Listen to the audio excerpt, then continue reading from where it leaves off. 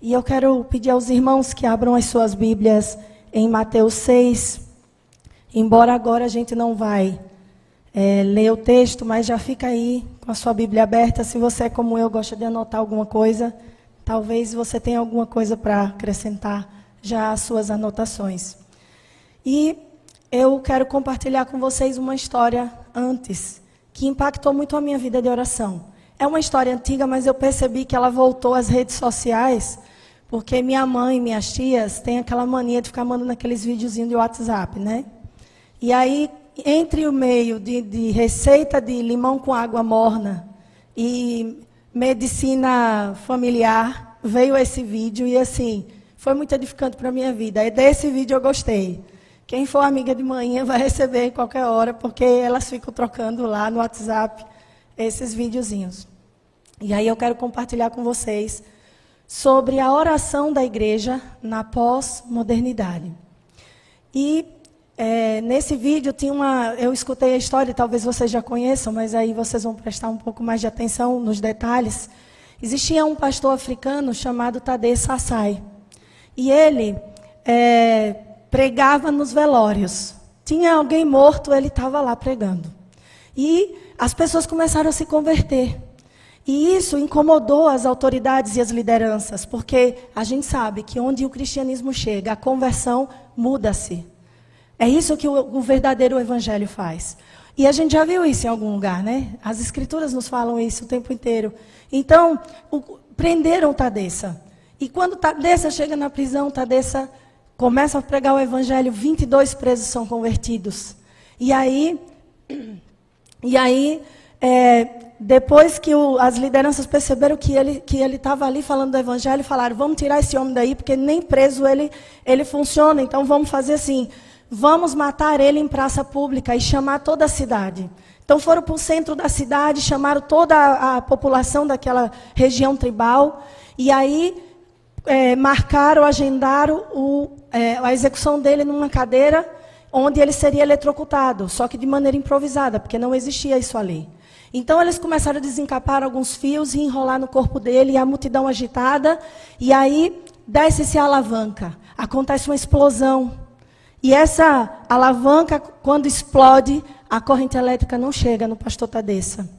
E ele volta para a cadeia e as autoridades iradas falam, amanhã a gente volta aqui e vocês voltem porque nós vamos executar esse homem para que ele não mais fale sobre isso aqui. Nós não queremos mais ninguém falando sobre esse Jesus. E aí o pastor Tadessa, sabendo disso, ele, já que eu vou morrer amanhã, então vou passar a noite orando. E ele fez isso. E aí no dia seguinte, mais uma vez, ele vai para a cadeira, o fio desencapado enrola, a cadeira reforçada, agora consertada, e eles puxam a alavanca mais uma vez. E era faísca e fumaça, mas a corrente elétrica não passou e não matou o pastor Tadessa. E aí a multidão agitada com tudo aquilo que viu, e as lideranças falaram, sai da nossa frente, eu não quero mais ver a sua cara por aqui, vai embora daqui. E aí Tadessa sai e vem um missionário americano, da América, não sei se é americano, mas da América. E ele diz assim, pastor Tadessa, o que é que o senhor vai fazer agora? Já passou 2 vezes pela morte. Ele, estou sabendo que fulano morreu, vou lá pregar. Mas como assim o senhor vai pregar depois de ter passado por tudo isso? Pastor Tadessa, eu represento milhares de pessoas da América que oram por vocês aqui. Aí ele olhou para o missionário e falou assim, vocês olham por nós? Mas se for por isso, irmão, pode voltar. Nós oramos por vocês. E aí ele disse assim, como assim o senhor ora por nós se vocês são os perseguidos? E ele disse assim, pastor Tadessa, pastor Tadessa, como vocês podem estar recusando, né, que a gente fique? Ele, não, meu irmão, volte para a América, que nós estamos orando por vocês, e enfatizou. Por que estão orando por nós? E aquele diálogo ficou meio assim, até que ele disse assim, porque, meu irmão, aqui na Etiópia, todos os dias nós acordamos e dormimos orando. Porque nós não sabemos se vai ser o nosso último dia de vida. Aqui na Etiópia, nós não sabemos se vamos ser presos e mortos. Então, todo crente da Etiópia passa o dia inteiro de oração, não importa o que façamos. Nós passamos o dia todo orando. Mas eu soube que as coisas lá na América vão muito bem. Eu soube que lá, vocês têm a oportunidade de orar onde quiserem. Mas eu soube que, ainda assim, muitas pessoas não oram. É verdade? E ele falou, é verdade, pastor Tadessa. Aqui é proibido se reunir, mas precisamos tanto do corpo de Cristo que mesmo aqui sendo proibido, a gente se reúne escondido à noite, nas florestas, nos cemitérios, porque precisamos uns dos outros. Mas eu soube que vocês lá têm igreja em cada esquina, podem entrar na igreja a hora que quiserem, que a polícia não vai entrar para espancar vocês. Mas soube que lá, em dia de culto, os cristãos ficam em casa assistindo, isso é verdade? E ele disse, sim, pastor Tadeu, isso é verdade. Ele disse, missionário, minha congregação tem apenas uma Bíblia. E fiquei com medo de ser preso e minha Bíblia ser queimada.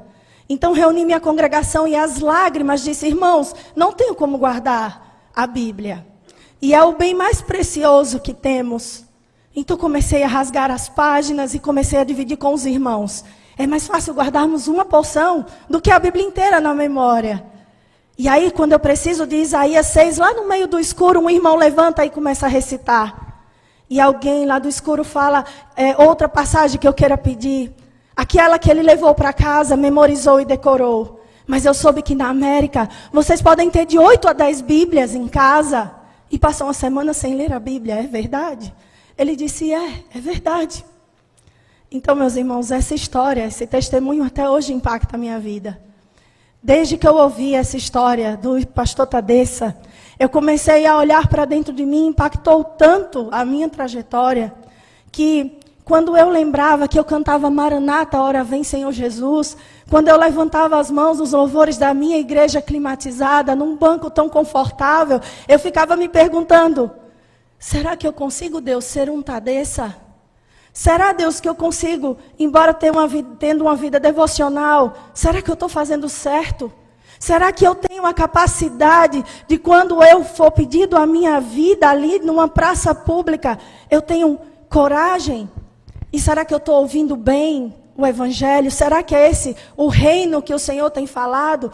E vasculhando o meu coração, orando ao Senhor, porque são tantas pessoas pregando, são tantos protagonistas da fé, são tantas Bíblias em tantas versões carregadas de doutrinas, são tantas coisas nesse século do relativismo, são vistos, alguns veem Deus como energia, como uma força, como um poder, e a resposta imediata veio ao meu coração, e eu ia conversando com Deus, angustiada, em busca daquela verdade.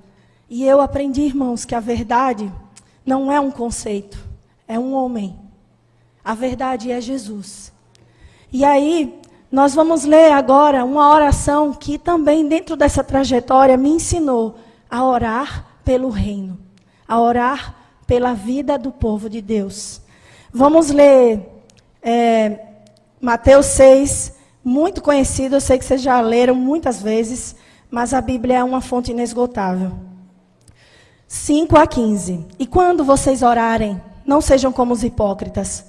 Eles gostam de ficar orando em pé nas sinagogas e nas esquinas, a fim de serem vistos pelos outros. Eu lhes asseguro que eles já receberam sua plena recompensa.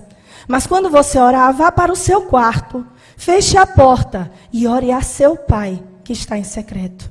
Então seu pai, que vem em secreto, o recompensará. E quando orarem, não fique sempre repetindo a mesma coisa, como fazem os pagãos. Eles pensam que por muito falarem serão ouvidos. Não sejam iguais a eles. Porque o seu pai sabe do que vocês precisam, antes mesmo de o pedirem. Vocês orem assim: Pai nosso, que estás nos céus, santificado seja o teu nome. Venha o teu reino. Seja feita a tua vontade, assim na terra como no céu. Dai-nos hoje o nosso pão de cada dia. Perdoa as nossas dívidas, assim como perdoamos aos nossos devedores. E não nos deixes cair em tentação, mas livra-nos do mal, porque teu é o reino, o poder e a glória para sempre. Amém. Pois se perdoarem as ofensas uns dos outros, o Pai Celestial também lhes perdoará. Mas, se não perdoarem uns aos outros, o Pai Celestial não lhes perdoarás as ofensas. Até aí. Vamos orar. Senhor, aqui está a sua palavra. E eu, Deus, tão limitada e tão pequena, mas eu sei, Deus, que o Senhor fala conosco, quis se revelar através da nossa própria língua, para ser perto de nós, Senhor. E nós pedimos nesse momento, que deixemos todas as preocupações, para olharmos para Ti, Senhor, fixadamente. Em nome de Jesus. Amém. Antes de chegarmos à exposição desse texto, eu gostaria de traçar um caminho para vocês. Primeiro porque eu falei que a oração da igreja na pós-modernidade. E a pós-modernidade é a marca de uma mudança de comportamento no hoje que estamos passando. A gente veio da modernidade, né? Não vou mais fundo porque não tenho tempo para isso, mas o modernismo ele marca a transição de um tempo em que os homens na medieval pensavam Deus o centro das coisas, para passarmos para um tempo onde o homem era o centro de objeto de estudo. Através do racionalismo, do empirismo, através da razão e da experiência. Isso era o que se defendia naquele tempo, na época que começou as revoluções industriais, iluminismo, onde o homem agora tinha ideia por que ele estava aqui, ele fazia questões a respeito dele mesmo. Por que a vida dele era assim, qual era a utilidade, qual o significado que ele tinha dentro daquele mundo. Então, o modernismo ele se destaca entre século XIV a século XVI, alguns vão dizer, outros do século XV até o século XVIII, mas a gente sabe que o pensamento ele vai se acumulando e vai se misturando com o longo do tempo até que vai se esvaindo. Então, a pós-modernidade, né, que vem em pós a modernidade, é sobretudo uma mudança na maneira de ser e de pensar. E o pai disso, a principal figura disso, vocês conhecem, quem já estudou filosofia ou leu alguma coisa, vai ouvir um rapaz chamado Friedrich Nietzsche. Esse homem foi quem começou com esse pensamento de que a vida não era eterna, havia uma efemeridade. E que não valia a pena pensar, viver essa vida. Porque tudo que tinha que ser vivido, tinha que viver ali mesmo. Então, ele, junto com Foucault e também o marxismo, vão se juntando ao longo da história e vai tornando o homem um ser fragmentado, um ser efêmero, um ser, aquela coisa do vamos aproveitar a vida agora, né? E aí, o princípio maior da pós-modernidade é o reconhecimento da morte de Deus. Esse é o homem que matou Deus em seus livros, em seus pensamentos, dentro de toda uma filosofia que ele despejou na sociedade. Ele, não acreditando em Deus, ele inventou que Deus havia morrido. E que era algo imaginário. E cada um encontraria a sua identidade em si mesmos. A gente não precisa encontrar em Deus mais, mas em si mesmo. Então, aqui a gente está entendendo que essa é a sociedade que nós estamos hoje. É uma sociedade que vive uma história sem perspectiva de futuro, e a gente vê isso muito claramente em alguns jovens. Eles não têm uma perspectiva, parece que é só vivendo o presente, e não digo são todos, mas alguns. Então, dentro de uma sociedade, nós temos modernos e pós-modernos nessa fusão, e essa é a cosmovisão da sociedade hoje, e que está aqui dentro da igreja também. Porque o que forma a igreja não são essas paredes, são as pessoas. Então, nós precisamos prestar atenção e sermos intencionais quanto a isso. Porque a ideia de pós-modernidade nos leva a uma deriva de um pluralismo que não tem um meio de chegada, que não tem um final feliz, que não tem algo para se concretizar. Então, está tudo aqui. Então, há a iminência de uma anarquia cultural. Se vocês pegarem as coisas na mídia e começarem a ver, cada dia um absurdo pior que o outro. E tudo isso está pautado por quê? Porque tudo é relativo. Não existe mais um norte, não existe mais uma referência. A minha identidade eu descubro aqui dentro. Eu não olho para fora, eu olho para mim. E cada um é subjetivo. Então vivemos nessa sociedade hoje. E essas práticas e essas tendências relativistas entraram na igreja. E isso é um reflexo pós-moderno no mundo gospel. A gente vai ver no neopentecostalismo isso, no teísmo aberto dentro da igreja e até mesmo em nossas liturgias. Há um resquício de pós-modernidade. Na história do cristianismo, não é a primeira vez que se encara algo novo. Já se encara desde o pré-moderno, do moderno, e agora a igreja encara mais uma vez a pós-modernidade. E nós estamos enfrentando da mesma maneira como os outros vêm sendo. Porque houve uma pesquisa que diz que a fé cristã é a única fé antifrágil. Que quer dizer, ela não se abala, ainda que os tempos sejam difíceis. Ela se mantém. Através da datalidade foi feita essa pesquisa. E o cristianismo é algo que escandaliza, porque ela permanece firme ainda que o ambiente não seja propício. Isso nos garante que é um Deus que está conosco. Então, e o que tem isso a ver com oração? É porque as nossas orações, elas vão impactar diretamente a sua vida, a nossa vida. E ela precisa estar carregada do pressuposto correto. Ela não pode estar carregada de pós-modernidade. Então, a nossa devocional vai afetar diretamente a sua vida cristã. Como você pensa o reino? Porque ou você é pós-moderno ou você é do reino. Não tem como ser os dois. E a intencionalidade faz você enxergar onde você está. Porque é algo sutil, irmãos. É algo que pode acontecer. E aqui no texto de Mateus, e a gente vai começar a vir no texto, ele vai repetir no versículo 7... que não useis vãs repetições. Não podemos pensar que essas vãs repetições está apenas apontando para o catolicismo, porque não é. O ponto principal do texto, de que toda adoração é baseada, o ponto principal é de que a nossa oração e o nosso é baseado em todo conhecimento que nós temos de quem é Deus. E os gentios, que é quem ele fala aqui, não faça como os gentios ou os pagãos. Eles não conheciam a Deus. Cada pensamento que eles tinham sobre Deus estava errado. Seus principais pensamentos sobre Deus estavam centrados na ideia de que Deus é como eu. E quando nós olhamos para a mitologia grega, vocês vão ver que os deuses eram homens com poder. Então, tudo que a mente carnal pensasse sobre Deus, voltaria a mente carnal para a oração errada. Então, se vamos ser povo de Deus, povo de oração, antes de tudo, nós temos que conhecer quem é Deus.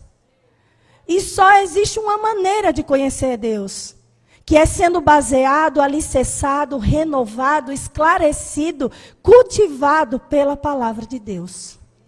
Isso é absolutamente essencial. Mas uma das características que nós vemos no cristianismo moderno, não só pelo movimento carismático, não só por outros movimentos que surgem, mas a gente às vezes vê pessoas que não têm conhecimento quase nenhum da Bíblia, mas passam horas de oração, um polo.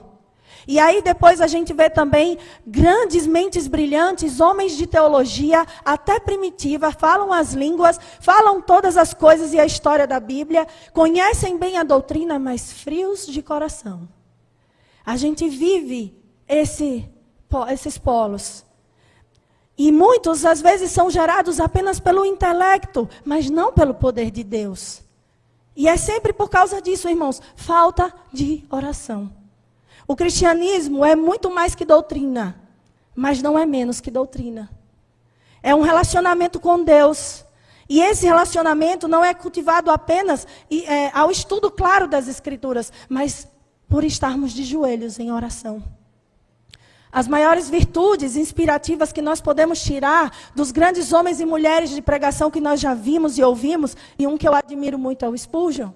Ele tinha memória fotográfica e era alguém genial, como ninguém. Mas a gente não pode fazer o que Spurgeon fez. Por quê? Porque o que Spurgeon fez era Deus trabalhando através de Spurgeon. E é a mesma coisa no livro do Atos dos Apóstolos, que deveria ser livro dos Atos de Cristo. Porque é Cristo ainda trabalhando em meio à igreja primitiva, através dos apóstolos. E essa, irmãos, é a vida cristã. Essa é a diferença entre ser um servo útil ou apenas alguém muito inteligente, que foi bem treinado. Essa é a diferença de Cristo operando por meio de nós no mundo, e essa é a sua vida de oração. É assim que deve ser, baseada na compreensão bíblica adequada para discernir quem é Deus, para saber se direcionar para Ele, diferente dos gentios. Você tem que saber quais são as obras de Deus. Você tem que saber como Ele trabalha. Isso, nós temos que saber tudo sobre Deus. A oração faz de nós um povo que não seguia por aparências. A oração faz de nós pessoas que percebem que há mais coisas acontecendo do que a gente pode ver. Por causa da oração, a comunidade adora a presença de Deus e vê as coisas de modo muito diferente. Ele está presente e interage conosco. E aí nós vamos ver aqui, nesse capítulo 6, parte do Sermão da Montanha, que para mim é maravilhoso esse texto. Quem não leu assim em minúcias, volte lá. É o primeiro sermão de Jesus. E esse texto do Sermão da Montanha é praticamente um trailer de um panorama bíblico do que você tem que saber para viver a vida do reino aqui nesse mundo. Então, Jesus estava falando para os seus discípulos instruções valiosas. O melhor curso de teologia da época, com o próprio Deus. Que inveja dos apóstolos eu tive agora. Então, se tinha que gravar alguma coisa, era aquilo que ele estava falando. E, irmãos, pela vida dos apóstolos a gente viu, eles gravaram. E a gente tem a Bíblia para ler toda hora em casa, precisamos memorizar o Sermão do Monte. O curso mais avançado da época, com o melhor professor do mundo, trazia 12 reflexões teológicas que estão no livro de Mateus. Porque Mateus está falando de alguns discursos de Jesus. Mas o Sermão do Monte é o primeiro deles e o que mais me impacta. E não só a mim, mas impactou Gandhi, Dostoiévski, um cidadão tão difícil de ler. E eles foram tocados por essas declarações. Nós estamos, irmãos, diante da maior pérola da literatura sacra cristã, universal, que é o Sermão do Monte. O texto que vocês já devem ter ouvido como o texto dos Macários, ou dos bem-aventurados. É o texto dos bem-sucedidos, que é usado por Jesus para avisar da chegada do reino dos céus. E da aliança que Deus fez a partir de Davi até nós, está lá em 2 Samuel capítulo 7. Vocês vão poder ver que Deus não quebra suas alianças com o seu povo. O reino implicava a devida submissão a Deus e o reconhecimento da sua soberania e o seu poder. O reino é libertação espiritual e não a libertação das mãos dos romanos, como os judeus esperavam naquele tempo. E ainda em nosso, não é a libertação desse mundo pecaminoso, mas é a libertação da nossa alma desse mundo pecaminoso, em busca de redenção. O discípulo de Cristo, ele assume um perfil único e desafiador, além de ser radical em seus contornos e compromissos com Deus. Nós nos tornamos sal e luz da terra. E esse é o principal papel da igreja. Essa é a oração da igreja. E nós vamos ver aqui no capítulo 6, dos versículos 5 em diante, que Jesus está falando sobre algumas virtudes. Ele vai falar de jejum, ele vai falar virtudes que ele espera de alguém, né? De ajudar os necessitados. Ele vai falar sobre viver a unidade, ele vai falar sobre jejum, sobre dar esmola, né? Como eu falei. E ele vai falar sobre posturas aqui também. Quem deve orar e quem não pode orar. Então, ele diz assim no versículo 5, que já lemos, né? Que quando formos orar, não sejamos como atores, que é isso que significa hipócrita em grego. Atores que usam máscaras, que querem revelar o que não são. Não seja por algo visível, externo, mas que seja no secreto.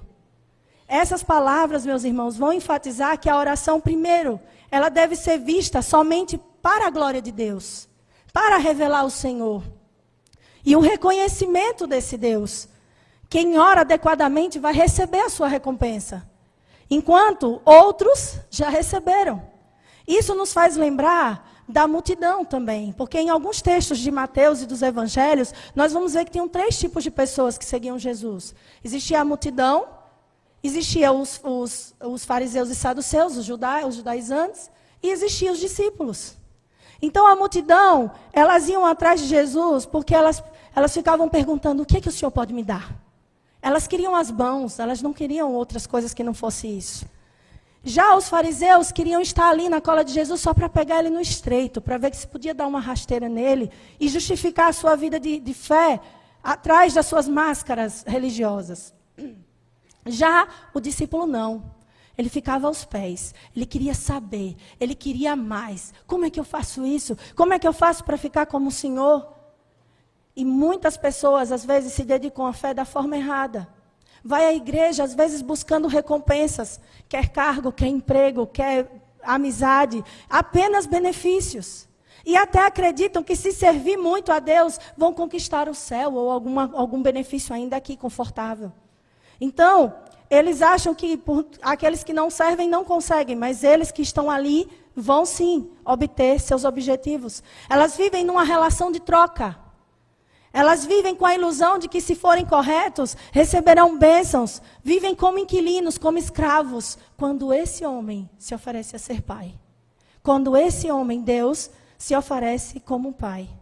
Em nenhum momento nós podemos ver aqui que ele está sugerindo coisas de materiais. Jesus não está oferecendo material, nem bens, nem aplausos. Jesus está oferecendo aqui um alinhamento entre pai e filho, que é a satisfação que todo crente tem que querer. É a felicidade de ver pessoas sendo abençoadas, que nos fazem ver esse avanço do reino, que deve ser o que de fato importa para nós. Então, quando vemos vidas transformadas, o nosso coração fica cheio de alegria, não fica? Quando a gente vê um drogado que sai da rua, uma mãe com muitos filhos, agora entendendo como vai fazer para criar seus filhos. E as nossas práticas precisam se sintonizar com as práticas do reino, com as virtudes do reino. Não que busque a glória própria, humana, porque senão ficamos refém de nós mesmos e de um sistema.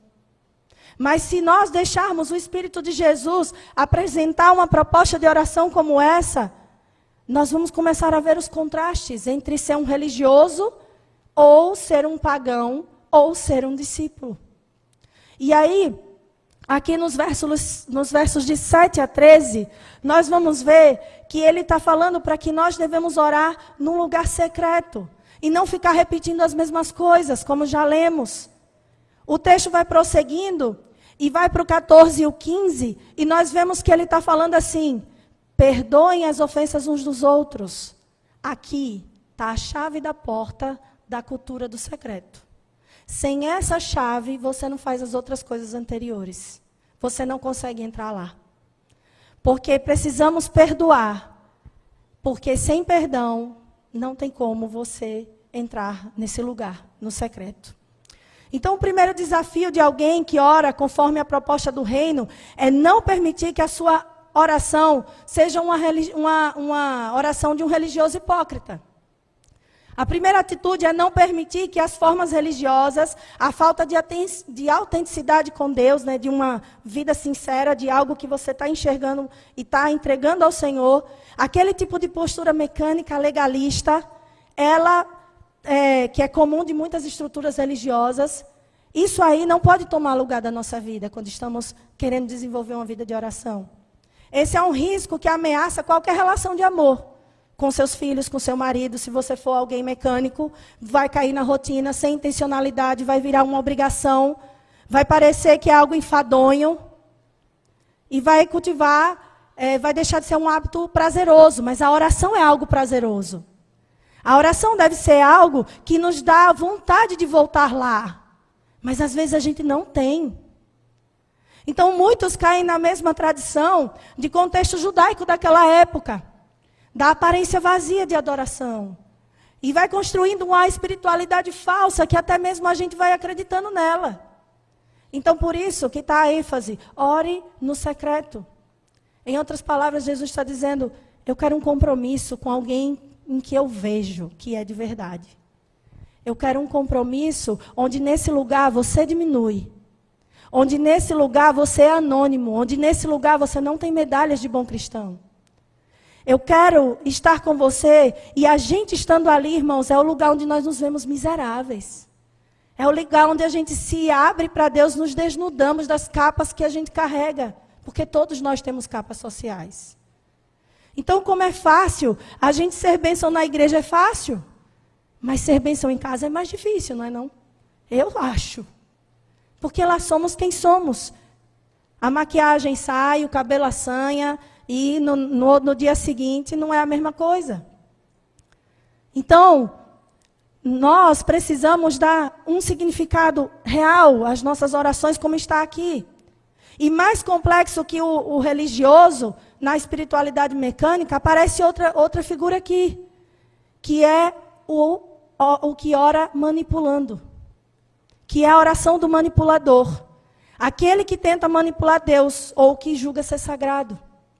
O texto nos ensina que, da mesma maneira que os discípulos não podiam se assemelhar aos religiosos da época, também não podiam se assemelhar aos que praticavam misticismos, que eram os pagãos. Porque naquele cenário greco-romano, havia muita fórmula mágica.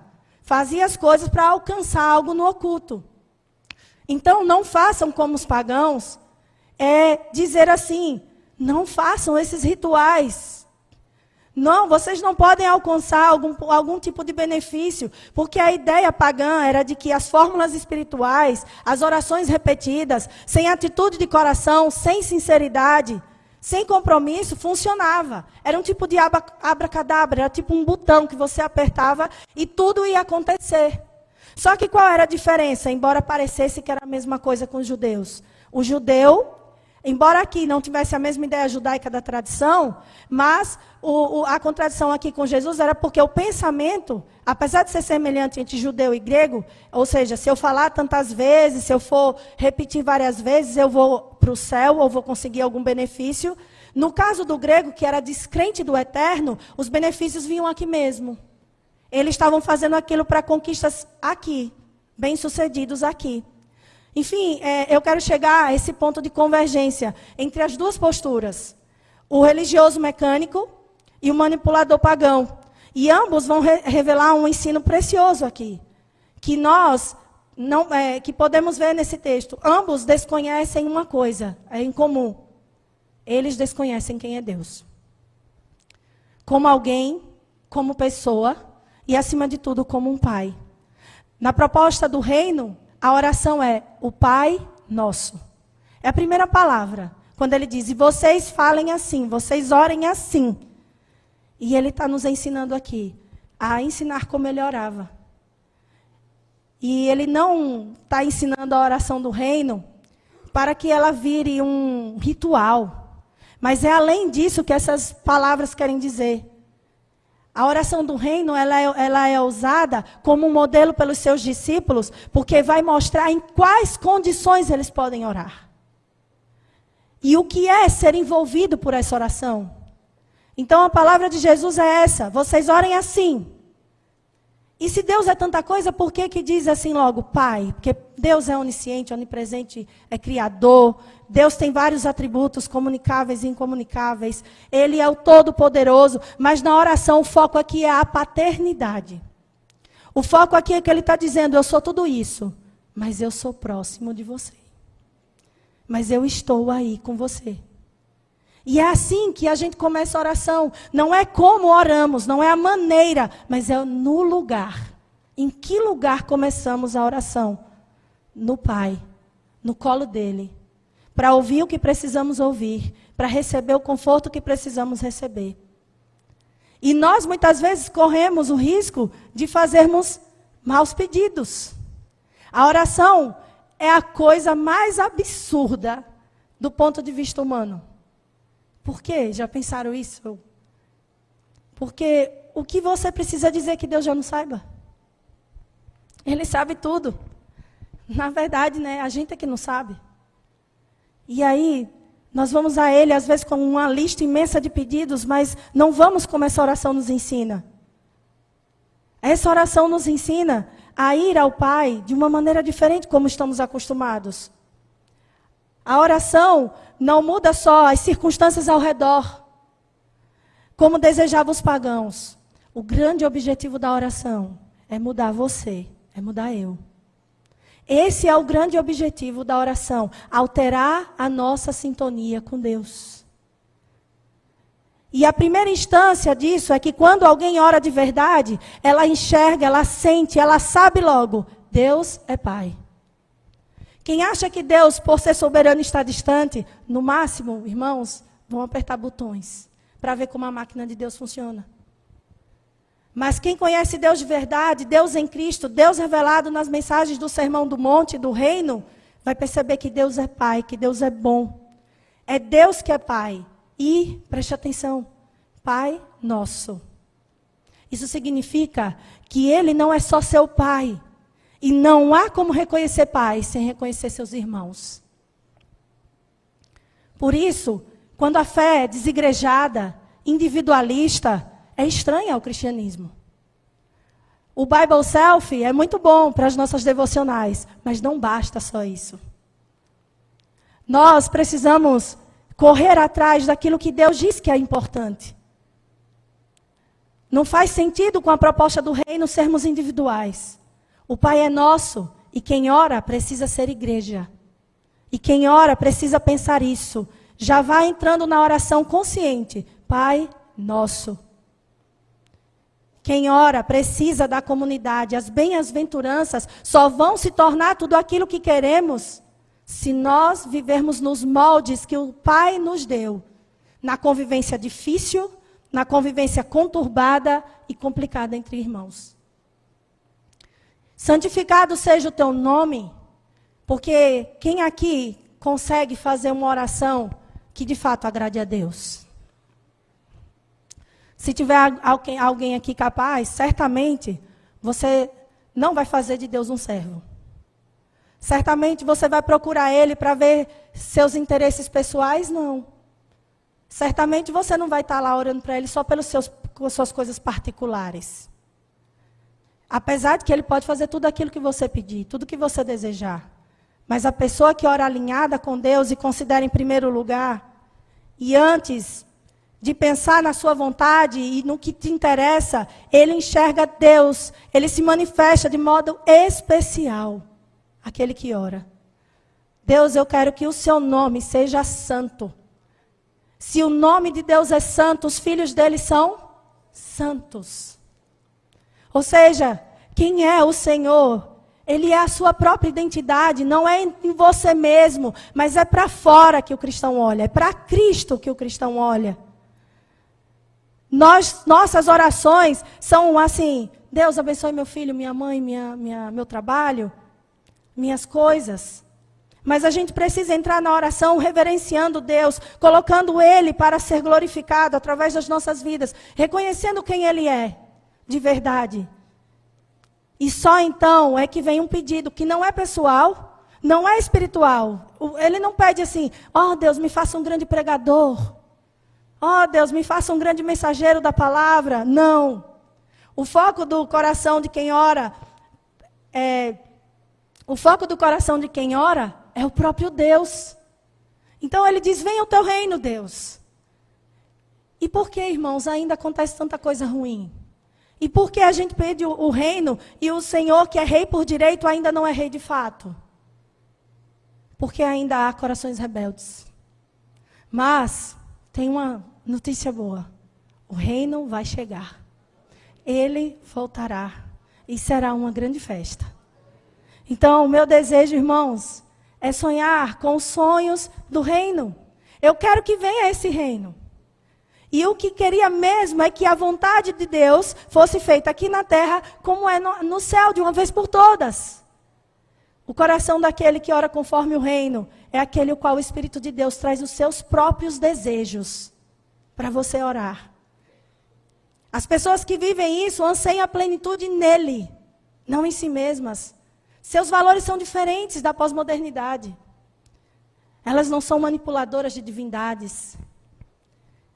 Eles não desejam o mundo pagão. Os manipuladores só procuram Deus para conseguir o que querem. Mas nós não. Nós buscamos as verdades do reino. Nós buscamos o pão nosso. E aí vem o primeiro pedido, que pode se assemelhar mais conosco. O pão, né? Mas esse pedido chega assim, mas o pão aqui é interessante, porque o pão aqui é uma metáfora que vai refletir as nossas necessidades. Vai reforçar o quê? Somos frágeis. Somos dependentes. Nós estamos reconhecendo que Deus é a fonte do nosso sustento. Não são os nossos diplomas acadêmicos. Não são os nossos clientes. Não são as nossas grandes carreiras. Mas é o Deus, porque eu não vou me garantir em mim mesmo. Então, esse pão tem duas características. Primeiro, mais uma vez, é nosso. Mais uma vez, não existe individualismo na oração do reino. Não existe eu no reino, existe nós no reino. E o segundo é que aqui nós estamos todos nivelados. Tanto faz o que você tem e o que você não tem. O pão será dado pelo Pai a todos por igual. No entanto, existe outra palavrinha aqui, cada dia. É simples a gente não fazer estoque do pão, é isso que ele está falando. Porque comer pão velho é ruim. Quem já comeu, é ruim comer pão velho. Então, o que significa aqui é que nós não podemos nos garantir porque oramos ontem. Por um período de uma vida de oração, mas que cessou. Nós temos que garantir a nossa vida de oração dia após dia. Não significa, a gente não tem como juntar a carga espiritual para despejar em outros dias sem orar. Há pessoas que vão querer esse tipo de experiência. Outras vão desejar ter grande conhecimento que garanta esse estoque de espiritualidade. Mas, irmãos, a gente não anda nem 1 quilômetro. A gente não é assim. A gente não vai a parte alguma. Se não for com uma vida alinhada com o Sermão do Monte, que reconhece que dia após dia nós temos que baixar as nossas cabeças e nos humilharmos diante de Deus.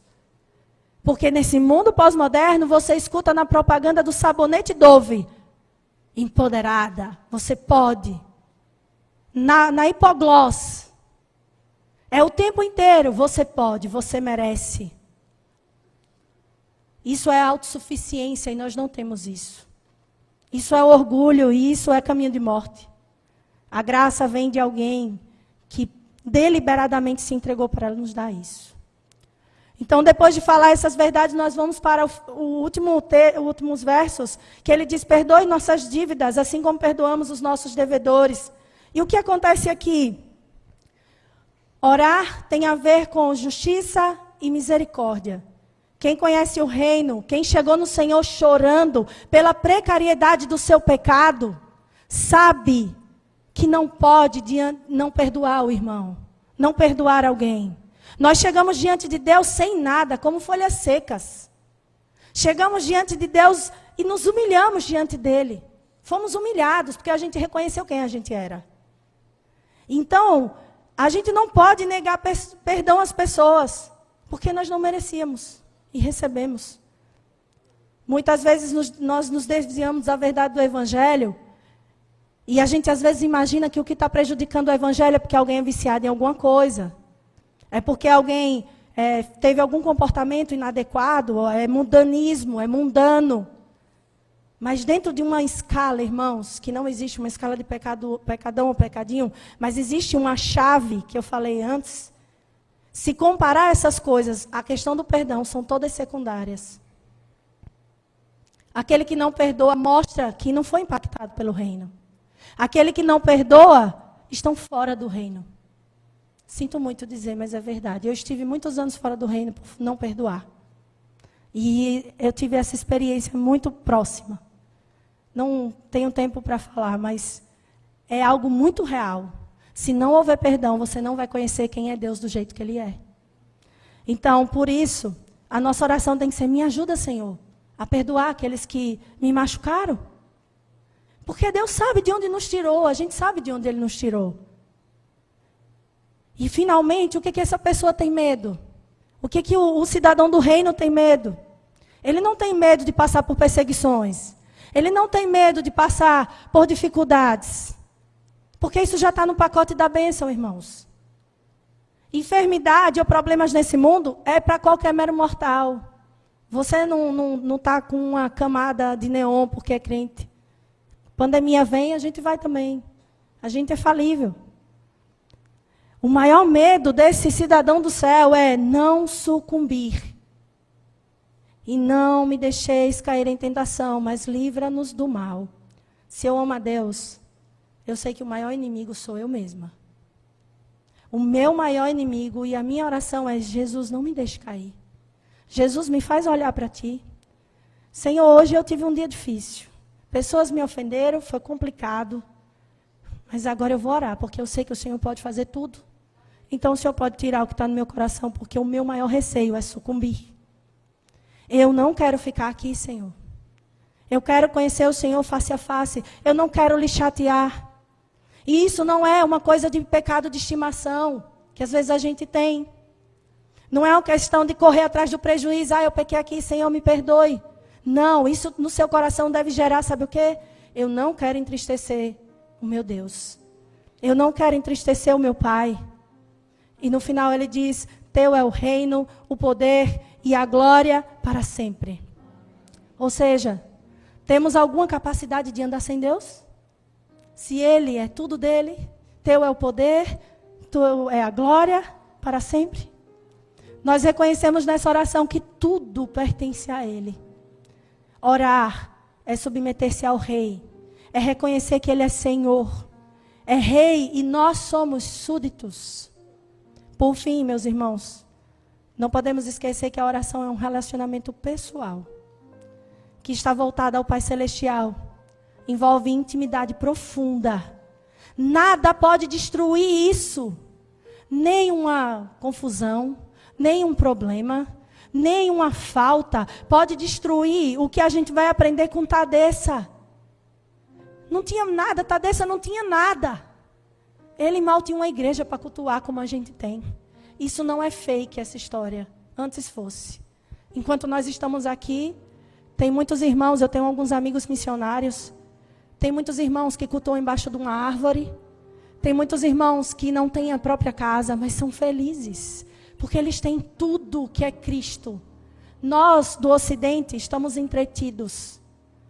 Nós estamos distraídos. E nós precisamos lembrar que sem Deus não vamos a lugar nenhum. Eu quase não falava hoje, mas assim quis o Senhor que eu falasse. Mas nós, irmãos, precisamos entender que somos parte de um único corpo. Eu não me sinto da Orlando Dantas. Eu não me sinto da Piba. Eu me sinto do reino. Nós somos uma família grande, onde quer que nós vamos, vai ter pessoas lá, já tentaram viajar para algum lugar e não tinham onde ficar. Vamos ver qual é a igreja batista que tem aqui. Aí, irmão, eu sou lá da Batista do Aracaju. Meu irmão, fica aqui hoje na minha casa. A gente tem família. É diferente desse mundo que não tem norte. É cada um por si mesmo. Cristo, foi Ele que deu a você e a mim esse lugar no colo do Pai. É por causa dele que nós podemos orar. Foi porque ele foi lá na cruz. Foi porque ele sofreu do jeito que sofreu. Irmãos, eu estava contando para minha amiga, agora minha amiga conheci pessoalmente, que lá numa igreja de um pastor professor meu, ele colocou ervas amargas no vinho da ceia. E o pão muito sem sabor. E não disse nada. E na hora da ceia, ele entregou aos irmãos. E os irmãos começaram a fazer umas caretas. E ele não falou nada. Quando ele foi pregar, irmão, vocês perceberam alguma coisa diferente? Sim, percebemos. Pois então, esse é o verdadeiro sabor que teve a cruz do Calvário. É amarga, é sem sal. E tudo isso foi para que eu e você tivéssemos novamente acesso à nossa casa, na casa do nosso Pai. Que você possa abrir a sua Bíblia, meditar nas Escrituras, aprender com as orações de Paulo, com as orações dos salmistas, como nós devemos nos reverenciar diante de Deus. Não estamos falando com qualquer pessoa, Ele é diferente de tudo aquilo que você já viu. Friedrich Nietzsche é conhecido como um homem do povo, mas nós somos conhecidos como povo de Deus. E lá em Rockholm, na Alemanha, está escrito Jas Friedrich Friedrich Nietzsche. E no túmulo de Jesus está escrito: ele não está aqui. Ele ressuscitou. Jesus não está morto. A pós-modernidade não tem lugar na igreja. Esse falso evangelho, esse progressismo evangélico é o outro evangelho que Paulo fala em Gálatas.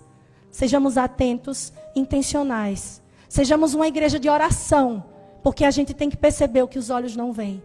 E em nome de Jesus, que nós sejamos uma grande corrente forte, orando para que o nosso Senhor venha e salve muitos que ainda não estão aqui e que desejamos vê-los. Em nome de Jesus, agradeço a oportunidade à igreja e eu queria orar. Deus, nós te agradecemos, Senhor, por essa manhã que o Senhor escolheu para nós. Obrigada, Deus, porque não temos nem palavras em nossa língua para descrever a sua bondade, a sua graça, a sua misericórdia, Deus.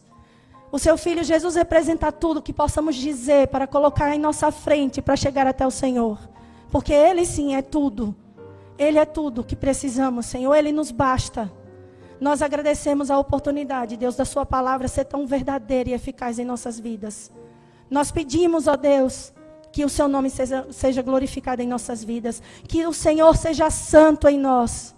Que o Senhor nos faça uma igreja viva, onde as pessoas vejam o Senhor, não vejam nem o que vestimos, porque o céu é tão real quanto os bancos que sentamos. Nós sabemos, Deus, o Senhor voltará no seu Filho Jesus, para nos buscar, para nos levar para onde nunca devíamos ter saído. Mas sabemos, breve retornará e nos trará, Senhor, a alegria, novamente, genuína. Nos ajuda, Senhor, a sermos como Jesus. Amém.